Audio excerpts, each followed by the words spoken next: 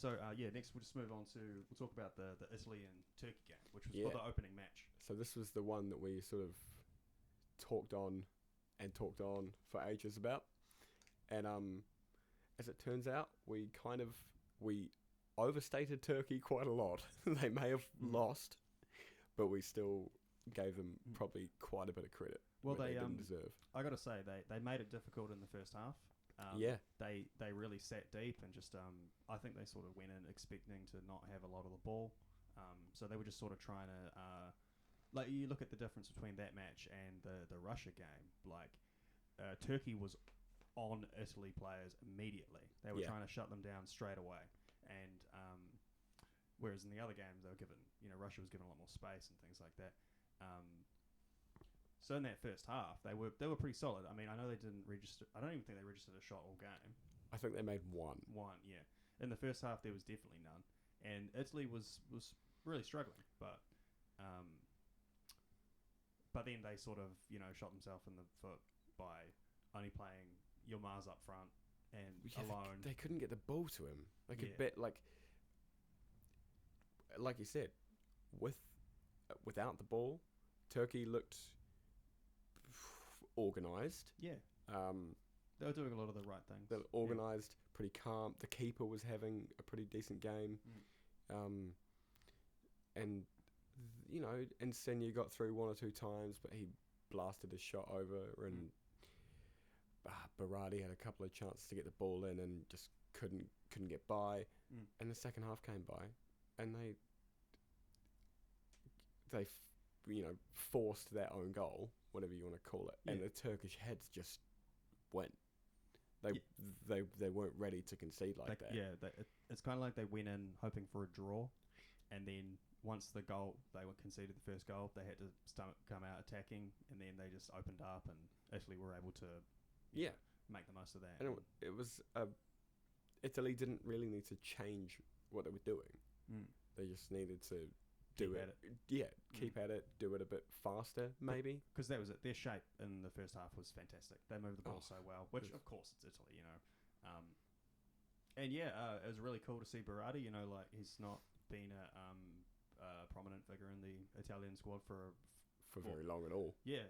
So he seems to be making a bit of a name for himself and causing havoc. That's right. Definitely, he was a threat that whole game. Yeah, I think it was Immobile who won man of the match, but Berardi, I think the whole front three actually, Insigne, Berardi, Immobile, all stepped it up. Very nice lineup. They saw the own goal, and I think it's no surprise that they sort of took impetus from that. Well, yeah, I really like that they didn't, scoring the first goal didn't make them want to slow down.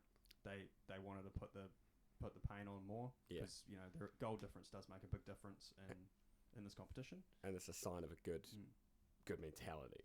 Absolutely, which is I got to say, important. good mentality was visible in that team the whole time. Oh, particularly Chiellini. Yeah, Chiellini's amazing tackle towards the end of the game, mate. Anyone who celebrates a block like they've scored a goal is my kind of guy. Yeah, that was fantastic. I love seeing that. Yeah. So you mentioned Insigne. He had a couple of chances in the first half that didn't quite come off, but he is just a total threat in exactly that sort of just to the left of the goal, shooting across goal. That's right. Like, he scored like a couple of goals exactly like that in the friendly warm-up kind of games, and he just does that. He just does that same move every game, and eventually he scores it. Yeah. What is it? Bruce Lee. I don't fear the man who knows how to do 10,000 kicks. I fear the one man who can do one kick 10,000 times, or whatever it is. Well, yeah. And Insigne's that guy.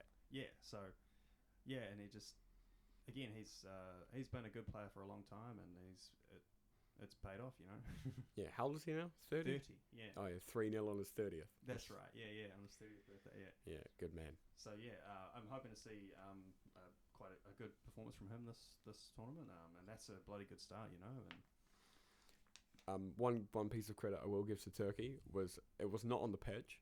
It was a man in a fez with a COVID mask, which had a mustache on it.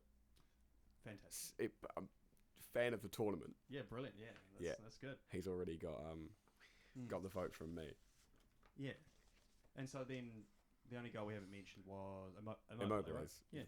Great. Yep. Pounces. Striker goal. Yeah, exactly. Just he was there, right place, right time. Bang that one like Immobile does. Yeah. He was very mobile in the box. Yeah. Yeah, for a man whose name means like doesn't move. He's everywhere. Yeah. Any last thoughts on that match? Or you want to? No. I think who else is in that group? Wales and Switzerland. Oh, sorry. Actually, before we do move on, I wanted us to talk about Nico Barella and how. Oh man, fantastic match for him, man. Again, just like Inter Milan, just walked into the first team, no problem, and no one's going to argue with him being there for probably the whole tournament. Like, it's amazing player. Well, what's he? 22, 23? Yeah, young. Yeah, really young. First tournament, I think it is. Yeah, it's first time I've really seen him. Yeah, he might have been on the bench in some other ones, but I don't. Yeah, they didn't miss Verratti one bit. No, not at all. Yeah.